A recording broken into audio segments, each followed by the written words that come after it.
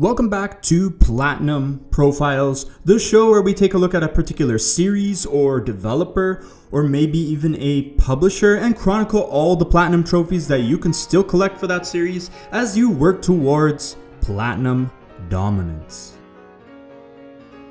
Before we get into this next episode, you definitely want to check out the last one. We took a look at God of War, which was a very much requested one for the Platinum Profiles series. Check that out. It's in the description or posting in the card in the corner. And now we can get to a very interesting choice, I must say. I must pat myself on the back for this one. We're taking a look at the Shock series. Well, what is the Shock series? Well, I'm kind of cheating. It's two series combined together. You have the System Shock series, which had two new games come out recently, very recently, in fact. And then you have the BioShock games, which we're eagerly awaiting a new game in that series, but I don't know if that's coming out or not. I'm not going to wait anymore. Let's just go for it. So you've got these two series, BioShock heavily inspired by the one that preceded it, System Shock. And we're going to get deeper into the platinum trophies that you can get for this series. And before we get to the list, I'm happy to say there are no games without trophy sets that came out early before trophies came out, or even games without a platinum trophy. However, there is one unobtainable platinum in this series, and it has to pertain to BioShock 2 on the PS3 version, which actually had multiplayer. For people who've never heard about this, can you imagine BioShock with multiplayer? I checked it out very briefly and I still can't believe it, but that platinum had multiplayer trophies, and since then the servers have been shut down, so you can no longer get the platinum trophy for BioShock 2. But fear not, we'll get into something that is good about BioShock 2. You have your list of games now, starting with the first game, BioShock, which came out on the PS3 and has a remastered version on the PS4. Then, skipping along because there's no BioShock 2 on the PS3, you have BioShock Infinite, which also has its PS3 version and its PS4 remastered version. So 2 platinum trophies for each of those. Then now we can talk about BioShock 2 Remastered. What they did is they took the original trophy set and stripped out all the multiplayer trophies, so you can get the platinum trophy for just playing the single player version of BioShock 2. No multiplayer trophies added to it. Then much later on, now you have System Shock Remake, which came out not too long ago, and you have the PS5 and PS4 version of that. The legendary game that came out on the PC all those years ago, brought back for us to play, not necessarily in a modern way, but a much prettier, much more functional way. And then recently they released System Shock 2 Remastered. So they didn't remake it, but they did remaster the game. It looks much prettier, but it is indeed the original game that came out. That first game that Ken Levine worked on, and then after that he would go on to work on BioShock. So that's your list of games. I know it's a shorter one for sure, only 5 games technically, but there are multiple versions of each of the games except for BioShock 2, which has the PS3 version gone. So the total number of platinums that you can obtain for this series, quote unquote, I'm combining 2 series, with all versions is 9 platinum trophies. 2 for each, except for BioShock 2. So I would say it's much easier to get all the platinums in this quote unquote series, but not really. We'll talk about that later on. But thankfully, from this list of games, there are no online trophies that you have to worry about. The other one got shut down, so don't worry about that. And now we can get into the average platinum difficulty of the series, and it is a bit higher than what we've shown recently with the other platinum profile series. Not the worst one, but this one is a 5.3 out of 10, and you have games ranging from 7 out of 10 to 3 out of 10 being the lowest. So you're within that range, and a lot of these games have hard mode playthroughs. A lot of these games have tons of missable trophies, as you will see when we talk about our hardest, easiest. One of the games has a speed run that you have to worry about. And there are stuff in this like you cannot die, or you cannot naturally save your game. We'll get into it with stuff like the Vita-Chambers and stuff like that. But now we can get into our hardest platinum of the run. This is definitely System Shock Remake. Oh man, this game is obtuse already because it's of older design, and they wanted to keep this as faithful as possible, so it feels like a prettier version of a game from its era. This game came out in the 1990s, so it does certainly feel old, but that's not the reason why it's the hardest one. It's because of this one trophy. The trophy is called Don't Forget to Salt the Fries, and what this is taking advantage of the game's modular difficulty. You can set the difficulty options from 1 to 3 in 4 different categories of the game: combat, mission, cyber, and puzzle. It all represents different aspects of the game, and going from 1 to 3 will make those certain aspects harder. Well, this trophy wants you to beat the game on the highest difficulties. So you're setting combat, mission, cyber, and puzzle to 3. Now, that means you're playing the game already on the hardest difficulty, but setting the mission category to 3 limits the game to 10 hours. So it's like you're playing a speed run, but instead of like saving it for an easy mode playthrough, you're actually playing the game on the hardest difficulty and speed running it at the same time. Now, when I take a look at the guide on PSN Profiles, they do say 10 hours is generous, but that doesn't make it any less nerve-wracking.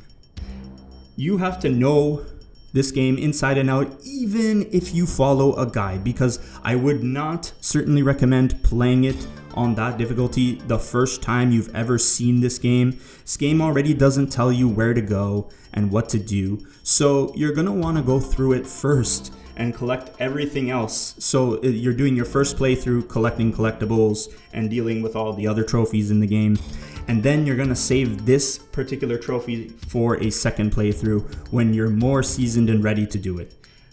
I have the game, I have not played it, and it's because this one trophy intimidates me. I also don't have a lot of time to play games right now, but still, definitely there's nothing like this in the other Shock games, that's for sure. Not even in the newest one with System Shock 2 Remastered. So this is definitely the hardest game in this series. 7 out of 10. Yeah. Just looking at the PSN Profiles guide, just in that one trophy, it has a very big write-up. It's its own mini guide inside that one trophy. So that's how you know that the craziness ensues with that platinum trophy. That's definitely the hardest one. And now we'll move to the easiest platinum trophy, and it doesn't really seem like it. If you know, you know. You have BioShock or BioShock Remastered. They're the same trophy sets, and for these ones it also doesn't seem like they're very easy, but a lot of people do rank them at a 3 out of 10, and I tend to sort of agree. I actually gave it a 4 out of 10 on my Platinum Hunters guide, which you can check out. I help you get this platinum trophy in that video. But there's things in this game that are, say, beat the game without Vita-Chambers, which means you can't die, although there is a workaround for that by turning off the Vita-Chambers, and then you can just beat the game, and if you die, you go back to your last save. It's kind of obtuse if you forget to save, but at least you won't like damage your run and then have to start over. It just won't spawn you in the Vita-Chambers and then you just load your last save. You just have to remember to save often. Other stuff being like you have to beat it on the hardest difficulty, impossible difficulty, and that you have to include the Vita-Chambers part of it as well. So you're basically, your first run is going to be on impossible difficulty, which at the beginning is kind of brutal, but as you get more upgrades and more tonics, and as you start hacking through stuff to make enemies less stronger, it does get easier. And there are a lot of missable stuff too when it comes to the collectibles, when it comes to getting upgrades and stuff that you have to worry about. There's certain areas in the game where you can't go back to later. And there's also trophies for saving all of the big daddies. And instead of harvesting the little sisters, you have to free them and rescue them. And then you get a secret ending after that. So there's a lot of trophies, but it is comparatively easier than all the other games in the series. Even easier than BioShock 2's, which is less restrictive, but I think the game is harder. So it is considered by people in the know to be easier than the other games in the series. BioShock Infinite has the 1999 mode, which is like playing a Call of Duty game. It's pretty brutal, and that game also has a ton of grinding when it comes to beating enemies with certain weapons and doing certain things, beating certain enemy types. There's a lot of grinding in that game. So I genuinely think BioShock 1 is the easiest game in the series, even though it doesn't look like it when you go into the Platinum Profiles Guide and take a look at the actual trophy list. You do have to be very careful, and you do need sort of a guide to help you out, but it's much easier than the rest. Now we'll get into our best platinum of the series, and I might surprise you here. So BioShock, definitely a fun platinum, despite all the things I just told you about. BioShock Infinite, very grindy, especially if you don't like that like perseverance Call of Duty kind of campaign where like you die and then you respawn and you just keep pushing through until you get through the walls that are in your way. Fun game for sure. I love the story, but the platinum is a bit of a slog, I would say. System Shock Remake is very difficult, especially with that speed run. I like speed runs, but I wouldn't put it in front. I don't have a lot of experience with System Shock 2. It sounds like it is fun, but you do have to play the game 3 times for each class. A lot of people might not want to play the game 3 times in a row, and one of those times, of course, has to be on impossible difficulty. So, as weird as this is going to sound, I'm giving the best platinum trophy run to BioShock 2. Now, I don't think BioShock 2 is the best story in the series. In fact, I think BioShock 2 kind of betrays BioShock 1 with its story in a lot of ways. It seems like an unnecessary story. But just talking about the Platinum Trophy by itself, it is a upgrade on the first BioShock's Platinum. It's much less obtuse. The systems in the game work better than they do in BioShock 1. And you have your tonics, which are much more effective than they were in the first game, and much more necessary, especially when you have those moments where you have to defend the little sister as she's harvesting Adam. And just the trophies don't make you do the Vita-Chambers on the hardest difficulty, so you can do this in 2 playthroughs.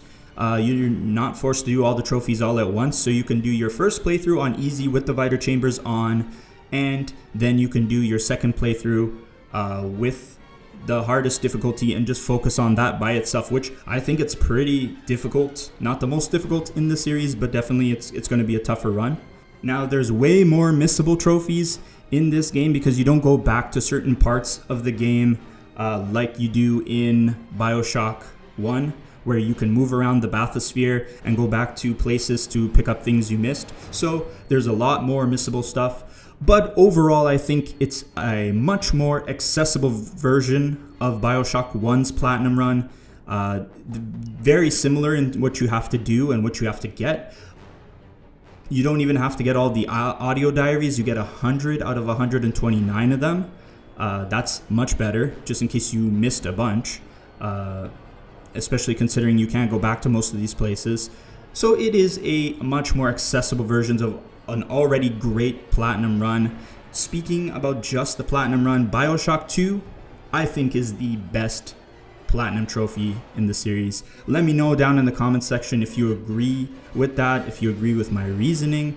Let me know any and all thoughts. And also, let me know what you think about the Shock series as a whole. What's your favorite platinum? What do you think is the hardest? What do you think is the easiest? This has been a fun episode to me because I got to delve into these platinums, some of them that I have already, and some that I'm gonna definitely pick up later down the road because I'm a big fan of these games. BioShock is one of my favorite games of all time, probably in my either top 5 or top 10.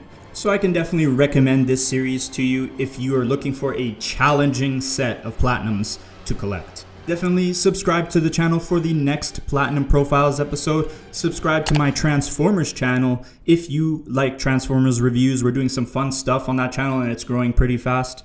And I hope all your trophy hunting expeditions, exploring either Rapture or Columbia or a derelict spaceship with a rogue AI, go incredibly well, and peace out.